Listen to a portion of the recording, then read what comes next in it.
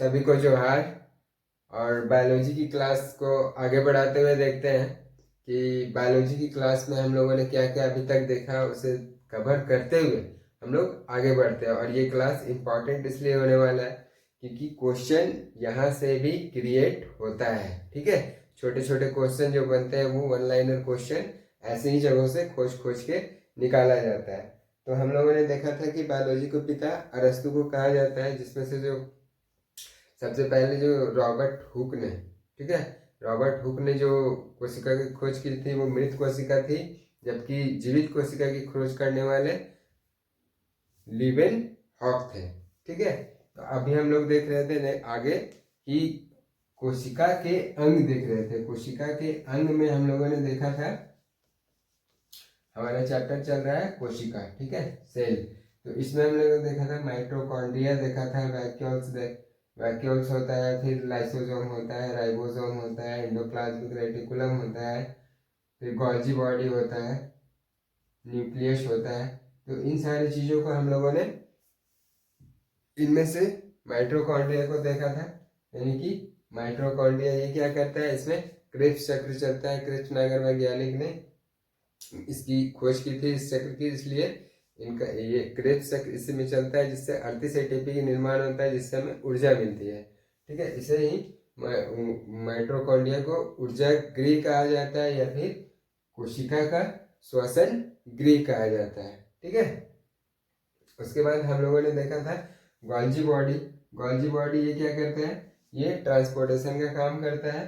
जबकि vacuoles, vacuoles के बारे में हमने देखा था कि जो पानी की जो संरचना होता है, वो पानी जो एब्जॉर्ब होता है हमारे बॉडी में, जो पानी बोलते हैं ना कि 80% पानी है, तो वो वैक्यूल्स के रूप में ही।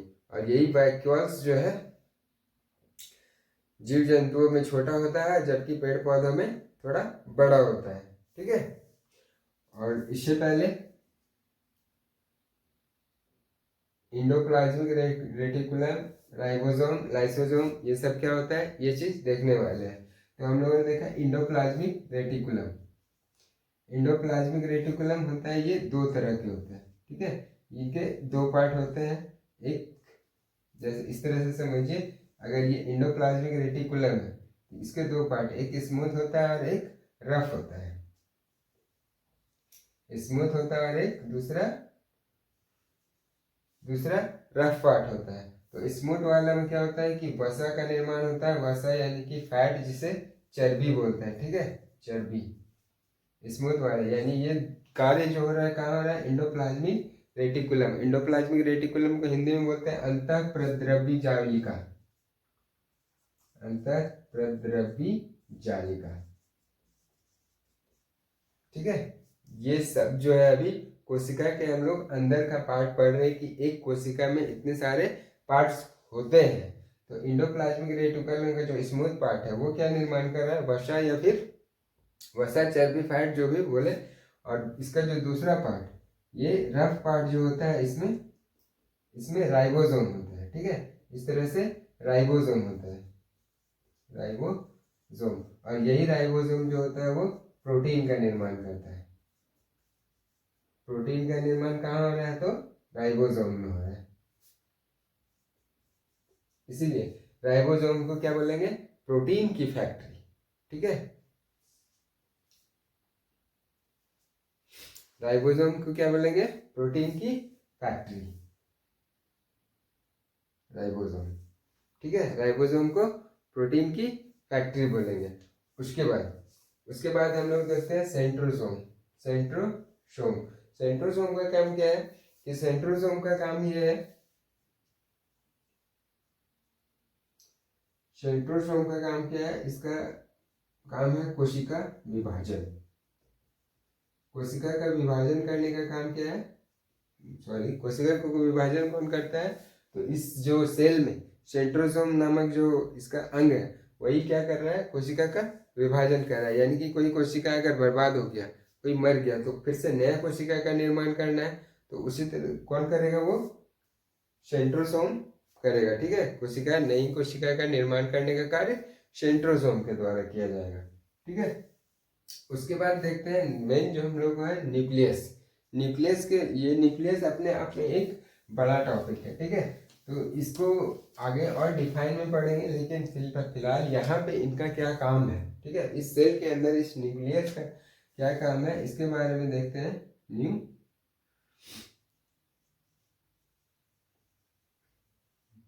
न्यूक्लियस यानी कि केंद्रक, ये जो होता है इस पूरे कोशिका का मास्टर कहलाता है, यानी कि पूरे कोशिका में इन सारे जो अंग हैं, यानी कि mitochondria, vacuoles, lysosome, ribosome, endoplasmic reticulum, centrosome, इन सारों को नियंत्रित करने का काम कौन कर रहा है, तो न्यूक्लियस कर रहा है, ठीक है। न्यूक्लियस कर रहा है, न्यूक्लियस बोले तो केंद्रक कर रहा है, ठीक है। तो इन सारे अंग को नियंत्रित करने का काम, नियंत्रण करने का काम कौन कर रहा है, नियंत्रण करने का काम न्यूक्लियस कर रहा है, यानी कि केंद्रक कर रहा है। इसके अलावा हम लोग देखते हैं इसके बाद यहाँ पे कि इस केंद्रक में, इस केंद्रक के अंदर इस केंद्रक के अंदर द्रव यानी कि गाढ़ा गाढ़ा गाढ़ा तरल पदार्थ पाया जाता है, जो क्या कहलाता है, न्यूक्लियोप्लास्ट, ठीक है, न्यूक्लियोप्लास्ट।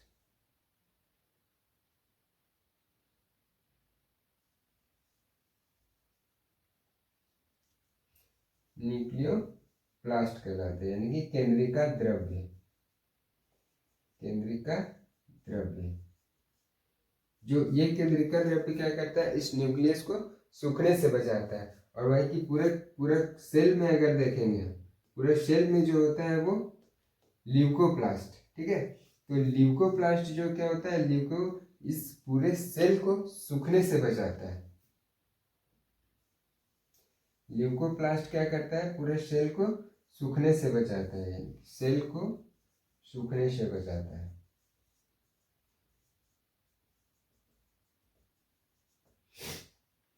ठीक है। और सेंट्रोसोम, सेंट्रोसोम जो क्या बताया, सेंट्रोसोम का काम क्या है कि कोशिका का विभाजन करना है, जबकि माइटोकॉन्ड्रिया का काम क्या है, ये ऊर्जा प्रदान करता है। माइटोकॉन्ड्रिया ऊर्जा गृह, इसे ही बोलते हैं कोशिका का ऊर्जा गृह। वैक्यूल्स का काम क्या है, तो ये रसधानी जिसे हिंदी में बोलते हैं। तो ये कोशिका के यानी कि पूरे बॉडी में जो हमारा पूरी बॉडी में जो कोशिका है, एक कोशिका में जो पानी जो एब्जॉर्ब रहता है वो कहाँ रहता है, वैक्यूल्स में रहता है, ठीक है।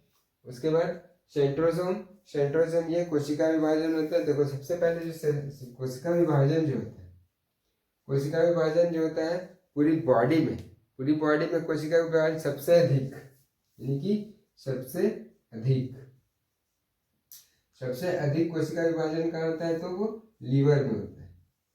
यानी कि लीवर में बहुत तेजी से कोशिका विभाजन होता है। लीवर का कुछ अंग अगर कट फट भी जाए तो वो बहुत तेजी से अपना पुनर्निर्माण कर लेता है। और जबकि सबसे कम जो कोशिका विभाजन है, सबसे कम कोशिका विभाजन होता है वो ब्रेन में होता है, ठीक है। ब्रेन में, यानी कि यहाँ पे जो ये जो पार्ट होता है ब्रेन, इसमें जो कोशिका विभाजन है वो सबसे कम होता है। अगर किसी को यहाँ पे चोट लग गया तो वो जनरली बहुत धीरे या फिर ना के बराबर यहाँ पे होता है। ये ब्रेन यानी कि इसको बोलते हैं न्यूरॉन, ठीक है। न्यूरॉन, ब्रेन में न्यूरॉन जो होता है उसमें सबसे कम यानी कि सबसे धीमा कोशिका विभाजन कहाँ हो रहा है, तो ब्रेन में हो रहा है, ठीक है। और इसमें ब्रेन में इसमें भी दो तरह के पार्ट होते हैं। एक होता है एक न्यूरॉन और दूसरा, एक तो होता है न्यूरॉन, एक न्यूरॉन होता है, जबकि दूसरा क्या होता है, गिलियल।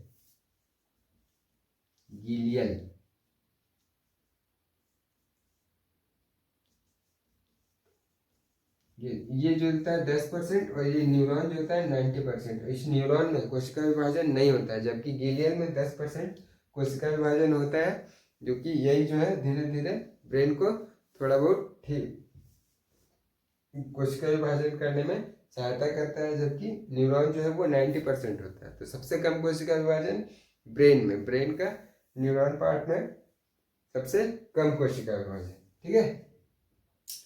अब हम लोग देखते हैं इसके आगे कि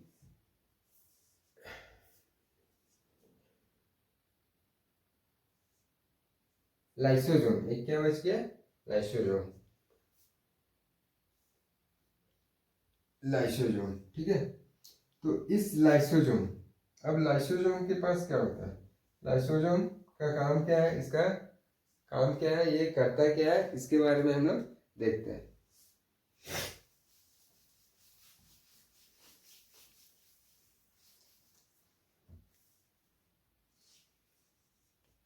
लाइसोसोम, तो इस लाइसोसोम को आत्महत्या की थैली भी बोलते हैं, आत्महत्या की थैली।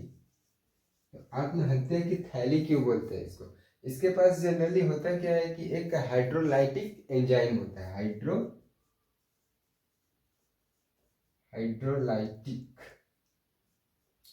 हाइड्रोलाइटिक एंजाइम होता है। इस एंजाइम का काम क्या है कि इसे हिंदी में बोलते हैं जल अपघटक, जल अपघटक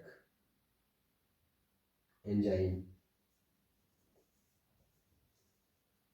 ठीक है, जल अपघटक एंजाइम, यानी कि ये किसके पास होता है, लाइसोसोम। अगर इस सेल में कोई भी पार्ट, जैसे वैक्यूल्स हो गया, माइटोकॉन्ड्रिया हो गया, या फिर सेंट्रोसोम हो गया, या फिर एंडोप्लाज्मिक रेटिकुलम हो गया, इनमें से कोई एक भी अगर काम करना बंद कर दे तो ये केंद्रक इस लाइसोसोम को क्या बोलेगा कि देखो माइटोकॉन्ड्रिया काम नहीं कर रहा है। जैसे माइटोकॉन्ड्रिया अगर काम करना बंद कर दे, एक सेल में एक अगर माइटोकॉन्ड्रिया काम करना बंद कर देता है तो न्यूक्लियस जो है वो लाइसोसोम को ऑर्डर देगा कि देखो माइटोकॉन्ड्रिया काम करना बंद कर रहा है, उसे समझाओ।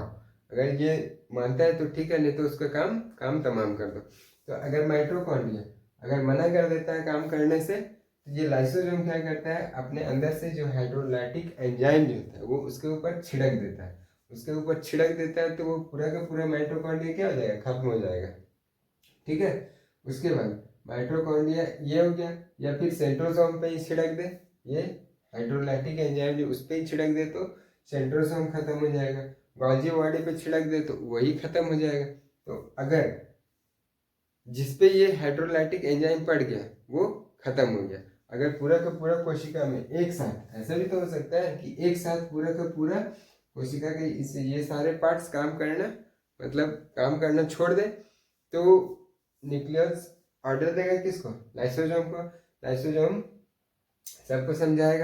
सबको समझाएगा, कोई मानने को तैयार नहीं रहेगा तो लाइसोसोम क्या करेगा, इसका दिमाग खुद फट जाएगा, और जब खुद फटेगा तो ये सब पे थोड़ा थोड़ा करके पड़ जाएगा, और जब थोड़ा थोड़ा पड़ जाएगा तो क्या हो गया, ये खुद भी मर गया और सबको मार भी दिया। इसीलिए क्या बोलते हैं, इसे आत्महत्या की थैली बोलते हैं, ठीक है।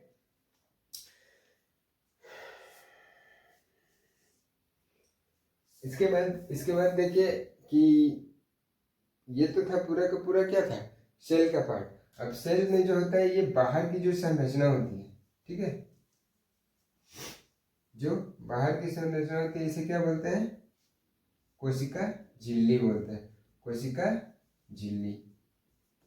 तो कोशिका झिल्ली जो होती है वो पेड़ पौधों में या जीव जंतु ये दोनों में पाया जाता है, ठीक है। लेकिन वही जो मोटी परत होती है थोड़ी, वो कोशिका भित्ति, ठीक है, कोशिका भित्ति, ये सिर्फ क्या होता है, ये सिर्फ पादप में पाया जाता है।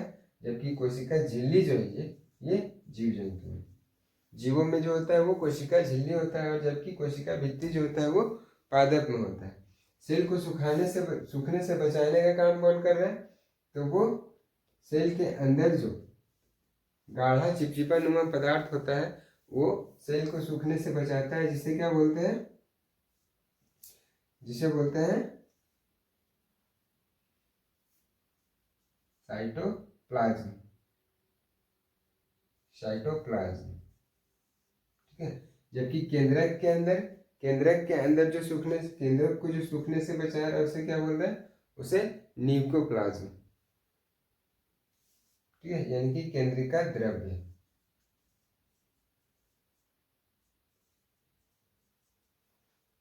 ठीक है। किसी को कोई दिक्कत?